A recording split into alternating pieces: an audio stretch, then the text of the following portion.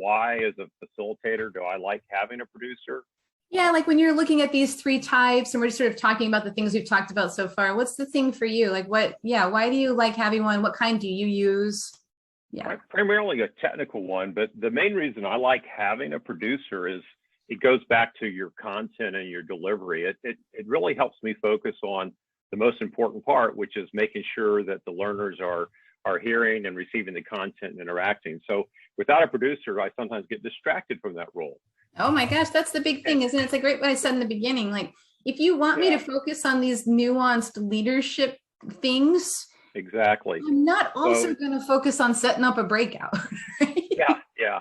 So bottom line, it allows me to really focus on what I do best, which is the learning facilitation, and not have to get involved in these other things. I can do those other things, but it's a distraction, and I may miss something important during the class. So did I win the book? I couldn't agree with you more, by the way. And I want to add a second question onto that. Do you think that because you've got the producer there, that means you no longer need to focus on any of the tech at all? Oh, not at all. Not at all, because there'll still be the thing that pops up in chat. The person says, I can't hear you, or I can't see your slides. And no, you still have to do that as well.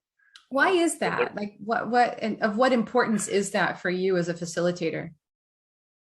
It depends on the quality of the virtual producer or the skills. I mean, I've had some that are they're just not that good at it yet, and so I need to help them along. But others are just really on top of it. So I think it depends on the skill level of the producer. And also, I always, when I work with a new producer, I do some role clarification ahead of time, and we talk about these things. I talk about, hey, how comfortable are you with these things? Can you do these things? And so we have a real clear understanding up front of what the roles will be, and that always helps as well. Oh, and it takes time too. You develop that, relationships develop, you get more, build trust. And what you're doing by knowing the tech at a certain level is building your own credibility as a facilitator. So it's not like you're saying, could someone please launch that poll for me? I don't know how to do it. You're going to lose. You're going to be like, hey, producer's got the poll, so let's focus in on what I'm asking. Right. Let's see those results, producer. Yeah. And that's also early in my presentation, I recognize the producer and say, hey, behind the scenes today, we have so-and-so. Yeah. And if I have a picture of them, I like to put that up there. And because that's an important role. So I always give them a shout out. And I thank them throughout the class too. Say, hey, thanks again, producer. Give them some positive reinforcement. That's exactly right. I think the thing about the behind the scenes, so sometimes producers are more behind the scenes. It does depend on the type of event. Like I recently presented at an event, we had 1,000 people there. And so the producers are behind the scenes doing a lot. And it was a different kind of feel.